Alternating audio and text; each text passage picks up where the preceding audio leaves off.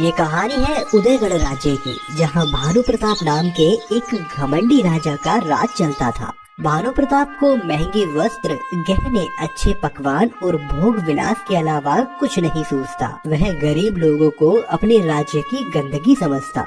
ऐसे ही एक दिन एक लाचार बूढ़ा उसके दरबार में आया।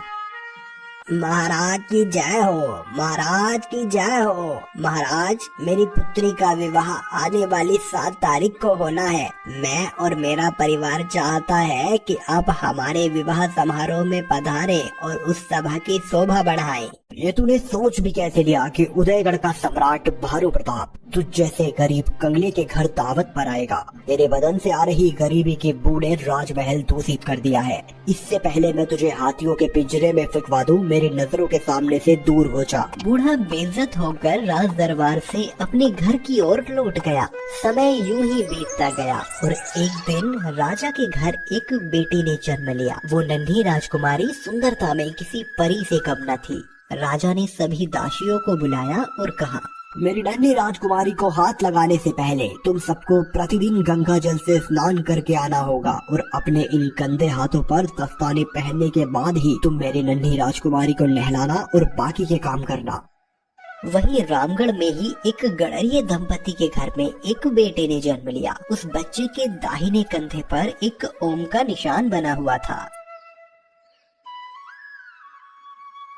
मुबारक हो भाई धर्मा, अब तो तुम्हारे बुढ़ापे की लाठी भी मिल गई तुम्हें। हाँ हाँ हरिया भाई, भगवान ने हमारी भी सुन ली। अब बस जल्दी से सुक्की बाबा का आशीर्वाद इसे दिला लाऊं, तब कहीं जाके मन को शांति मिले। हाँ हाँ जरूर जाओ। धर्मा और उसकी पत्नी अपने नवजात शिशु को बाबा का आशीर्वाद दिलाने बाबा के आश्रम की ओर निकल पड़े। बाबा ने जब उस बच्चे को देखा तो बहुत हैरानी के स्वर में बाबा ने धर्मा से कहा, अरे धर्मा, ये बच्चा न केवल तुम्हारे लिए बल्कि इस पूरे राज्य के लिए सुख का कारण बनेगा। भविष्य में इसका विवाह इस राज्य की राजकुमारी के साथ होगा।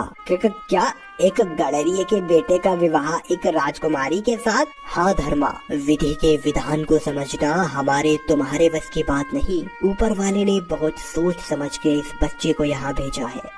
धीरे धीरे ये बात सारे राज्य में फैलने लगी। जब राजा को इसके बारे में पता चला तो वो क्रोधित हो उठा। एक गड़रिये का बेटा कैसे उसकी बेटी से शादी कर सकता है जो एक बेहद सुंदर राजकुमारी है। उसने एक साधारण व्यापारी का रूप लिया और उस गरीब दंपति के यहाँ पहुँचा। उसने उनसे झूठ कहा कि वो निसंतान है। राजा ने गड़रिये को उसके बच्चे के बदले 2 सोने के सिक्कों के थैले पेश किए। गड़रिये ने बहुत विनम्रता से सोने के सिक्के लेने से मना कर दिया और बच्चे को राजा को देने के लिए राजी हो गया। वो जानते थे कि वो उस बच्चे को वैसी जिंदगी नहीं दे सकते जिसका वो हकदार है। राजा ने उस बच्चे को लिया और एक बैलगाड़ी में छोड़ दिया जो राज्य से बाहर जंगल की ओर जा रही थी। वो इस लड़के को अपनी बेटी से दूर रखना चाहता था।